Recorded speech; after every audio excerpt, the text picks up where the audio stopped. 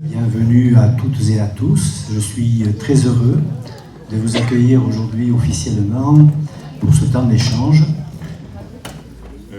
Доброго всім дня. Я радий вас всіх вітати в цьому залі, щоб обмінюватися інформацією і несказанно радий. Et je veux vous dire au nom de l'ensemble du conseil municipal que la ville d'Hendaye exprime au peuple ukrainien sa solidarité et son soutien face à la tragique épreuve que vous subissez. Цим заходом я хотів би особливо підкреслити свою солідарність та підтримку українського народу, людей в цей час, в цю трагічну епоху, яку ви зараз всі переживаєте. Depuis près d'un mois, la ville met tout en œuvre pour contribuer à votre accueil dans les meilleures conditions possibles, mais également pour faciliter le transit de vos compatriotes, que ce soit vers Madrid ou vers le Portugal. Хочу зазначити, що місто дуже відкрито для того, щоб внести свій вклад в вашу підтримку, ваше розміщення, а також допомогти тим людям, які транзитом пересікають Францію для того, щоб дістатися до Іспанії та Португалії. Vous avez fait le choix de rester temporairement sur Hendaye et je suis convaincu que vous avez trouvé ici un peu de réconfort auprès de celles et ceux qui vous accompagnent ou vous hébergent. Et je souhaite donc à travers ce moment convivial d'aujourd'hui que vous puissiez aussi retrouver les valeurs qui vous unissent entre compatriotes. Також я хочу зазначити, що той вибір, який ви зробили, щоб залишитися в Hendaye в цей час, ми хочемо вам допомогти знайти себе і всіляко будемо вас підтримувати та допомагати, або, вибачте, я теж трошки переживаю, підтримувати або підтримувати тих людей, які вас приймають у себе вдома. А також я бажаю вам провести ці моменти сьогодні і знайти наші цінності та разом жити. Hendaye est historiquement une terre d'accueil.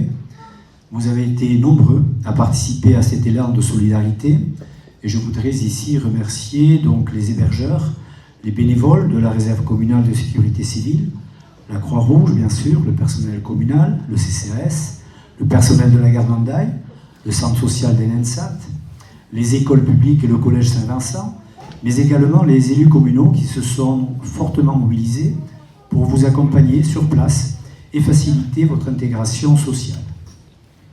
Hendaye – це земля, це дійсно земля прекрасна для прийому, і ми маємо можливість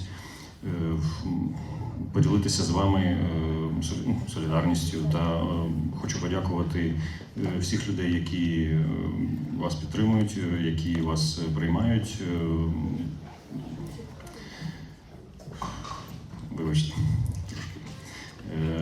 Також волонтерів, всі резерви комунальної служби, Червоний Хрест, персонал комунальної служби, СЦС, робітників вокзалу міста Hendaye, соціальний центр Дензенат, школи та коледжі та коледж Сан-Вінсант, які внесли неоцінний вклад в це, що зараз відбувається. Si le centre communal d'action sociale est votre porte d'entrée pour toutes les démarches administratives, l'organisation dans vos parcours d'hébergement et d'insertion, je me réjouis des initiatives qui continuent à se mettre en place. Pour preuve, aujourd'hui, je salue le lycée professionnel Aisporti qui vous propose des prestations gratuites en coiffure ou en esthétique, ou encore Hendaye Tourisme qui organise une visite du château d'Avadia, joyau de notre patrimoine local. Також я хочу додати, що СЦС постійно працює над проектами та заходами для того, щоб розширити можливості для вашого перебування та розширити ваш досуг.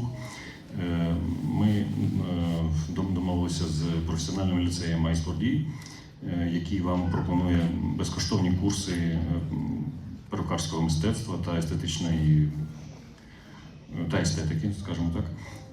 А також Офіс туризму Вандай організував візит до прекрасного замку Абадія для того, щоб гарно провести час.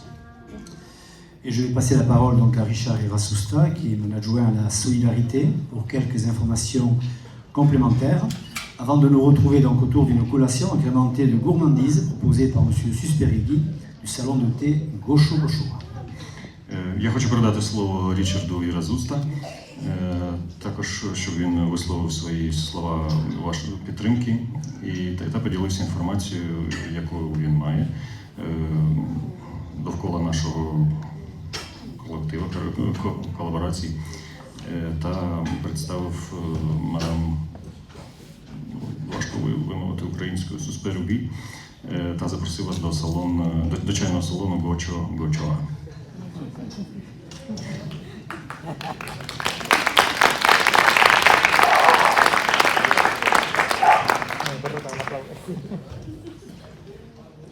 Egunon deneri, eta bereziki Ukrainatik etortzen zaretenok.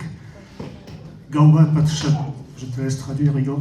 Gau bat pasatu ez gero Hendaian, Hendaiak bihurtu zarete biskat, eta ongi etorri erraitea gaur plazer handi bada niretzat. Говорить баскою мовою. Merci Igor. Насправді я радий вас вітати, і онгі еторі це добро пожаловать. On va dérouler un petit diaporama juste pour rappeler ce qui s'est fait à Hendaye depuis un petit mois, on va dire. Les choses se sont accélérées et Hendaye est devenue une ville solidaire qui a développé un dispositif qui s'est développé sur 3 points. Le premier, il est porté par des Hendayaises et des Hendayais qui sont là aujourd'hui ou pas là, qui sont dans les associations, qui sont dans des entreprises. Le second, ça a été celui qui s'est organisé autour de la gare, autour des personnes qui ont été accueillies en transit. Et le troisième, autour des familles qui souhaitaient être accueillies à Hendaye. Il restait un peu. Je crois que vous êtes quelques-unes à être représentées ici aujourd'hui. Le soutien à l'Ukraine et aux pays proches s'est concrétisé à Hendaye avec la collecte de vêtements, de denrées, de médicaments, avec la fourniture de matériel, d'ambulance pour une entreprise, de matériel médical pour des professionnels de la santé, par l'accompagnement pour l'acheminement avec des entreprises de transport, des entreprises qui ont mis à disposition des véhicules, avec le vote par la ville à l'unanimité d'une subvention de 10 000 € destinée à être envoyée en Ukraine à travers les services de la protection civile. L'accueil à la gare des réfugiés en transit, 36 c'est un lapsus, les réfugiés en transit, c'était un premier dispositif mis en place dans l'urgence, certains d'entre vous l'ont vécu, avec une très très forte mobilisation des services communaux, de la Croix-Rouge, de la réserve communale de sécurité civile, des associations, de citoyens hendayais, de commerçants, d'élus, etc., qui ont participé à ce dispositif au départ un peu improvisé et puis qui s'est structuré petit à petit de façon à rester sur une position qui avait été définie notamment par M. le maire, qui voulait que personne ne dorme dans la gare, personne ne dorme sur un banc, aucun Ukrainien n'est effectivement resté à la gare pendant une nuit ou sur un banc, tout le monde a été hébergé, et même si le dispositif au début était un peu improvisé, il a été improvisé dans des conditions d'accueil, de confort, sur lesquelles la mobilisation a donné de très bons résultats. Ce même dispositif a évolué un petit peu avec le temps, puisqu'il y a eu un dispositif qui a été mis en place avec des hôtels, avec des familles, pour éviter le regroupement, et puis quand le regroupement ne se justifiait pas au niveau des installations que nous avions prévues, et 44 familles hendayaises se sont portées volontaires pour accompagner cette seconde méthode d'accueil qui a été mise en place. Et puis il y a également un nombre important de personnes qui ont été accompagnés directement sur la gare d'Irun notamment, puisque les horaires de leur arrivée correspondaient avec des correspondances sur les trains espagnols, n'imposaient pas de passer une nuit sur Hendaye, et donc sans qu'il y ait d'hébergement à Hendaye, il y a des personnes qui ont été accompagnées directement à la gare d'Irun. Ce qui est intéressant à retenir peut-être aujourd'hui, c'est que, si les chiffres sont exacts, parce qu'on s'y perd un petit peu et on n'était pas là pour compter forcément tout le temps, 175 personnes ont dormi à Hendaye dans ce dispositif d'accueil et environ 50 personnes ont été accompagnées dans la gare d'Irun par les services de la ville d'Hendaye ou des Hendaillais sans y dormir. Donc ça fait à peu près 220-230 personnes qui ont été accompagnées dans ce dispositif de personnes en transit, on va dire, sur Hendaye. Et depuis le 1er avril, les choses ont un petit peu évolué, puisque l'accompagnement se fait directement vers Saint-Sébastien, où là, c'est la Croix-Rouge espagnole qui assure l'accueil vers d'autres destinations, quand ils veulent aller notamment du côté de Barcelone, de Lisbonne ou de Madrid. L'accueil des familles souhaitant être accueillies à Hendaye a été le 3e volet de ce dispositif. 54 personnes sont accueillies sur Hendaye actuellement pour ce qu'on peut qualifier de séjour un peu plus long. 21 enfants sont d'ores et déjà accueillis et 16 d'entre eux sont déjà scolarisés, la moitié dans les écoles publiques, l'autre moitié dans les établissements privés de la ville, ce qui traduit la mobilisation de tout le monde.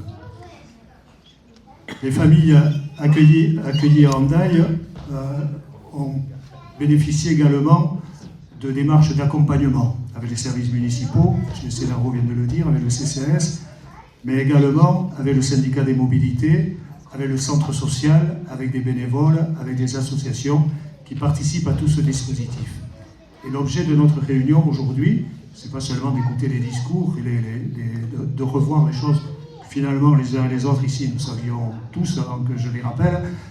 L'objet de notre rendez-vous aujourd'hui, c'est peut-être de réfléchir à ce qui va se faire pour assurer une continuité de cette mobilisation, de voir comment on peut faire pour continuer à accueillir ces 53 personnes qui sont sur Hendaye et ces enfants qui sont sur Hendaye, continuer à les accueillir en lien évidemment avec le Centre communal d'action sociale, mais aussi en soutenant les familles qui les hébergent, en accompagnant les familles dans les logements qu'elles occupent, en les accompagnant aussi pour apprendre le français, peut-être effectivement pour des soins de coiffure ou d'esthétique, pour visiter la ville, pour faire des achats, etc. etc. Et c'est un peu l'objet de notre réunion ici aujourd'hui, tout en mangeant quelques pâtisseries et en buvant un verre, c'est de discuter sur ces situations et comment on peut faire pour les organiser sur la durée. Est-ce qu'il faut qu'on se regroupe en créant une association ou en relançant une association pour organiser ce dispositif? Quelles idées vous avez? Quels problèmes vous rencontrez? Je m'adresse là aux familles qui hébergent notamment. Et comment on peut aborder ces questions et vous aider à trouver des solutions quand il faut vous aider à trouver des solutions? C'est l'objet de cette réunion. Et donc, on va se retrouver tout de suite, je ne vais pas être plus long, de façon plus conviviale autour d'un verre. Et auparavant, ou je ne sais pas à quel moment, on vous remettra aux familles ukrainiennes qui sont arrivées un petit sac de la ville d'Hendaye dans lequel ils auront un petit souvenir de la ville et quelques dépliants qui leur donneront des informations, sur la ville et sur ce qu'ils peuvent faire sur la ville, avec notamment un plan, parce que à Hendaye, des fois, sans plan, on peut se perdre, et avec un plan aussi. Mais au moins, on aura le plan, et ça sera... Voilà, c'est tout ce que je voulais vous dire aujourd'hui. Je vous remercie pour votre attention. Je vais laisser Igor traduire ce que j'ai dit à la fin, parce que c'était peut-être pas sur les diaporamas, sur ce que j'ai dit en bas, parce que tu l'as déjà fait, je crois. D'accord ? Donc je te laisse traduire la fin. Merci, Igor. Основні позиції того, що говорив Рішар, були перекладені на цьому слайді. Основна ідея в тому, що андайці не зупиняються в своїй допомозі, вони будуть і надалі шукати шляхи, щоб нам допомагати, щоб підтримувати, це, мабуть, основне слово цієї всієї промови, підтримка та знаходження якихось інших шляхів для нашої соціалізації, для допомоги вивчення мови, для всілякої підтримки, яку ми можемо, яку вони можуть нам надати, яку ми можемо у них запросити. І так. Також вони будуть продовжувати свої наради для того, щоб розміщати нас краще, тому що місто невелике і кількість людей, які приймають українців, також невелика. І тому, якщо буде ще більший приплив, вони мають до цього підготуватися і бути ще краще. Для мене це особисто як це головна їхня ідея нарощувати свій темп і якість своєї допомоги.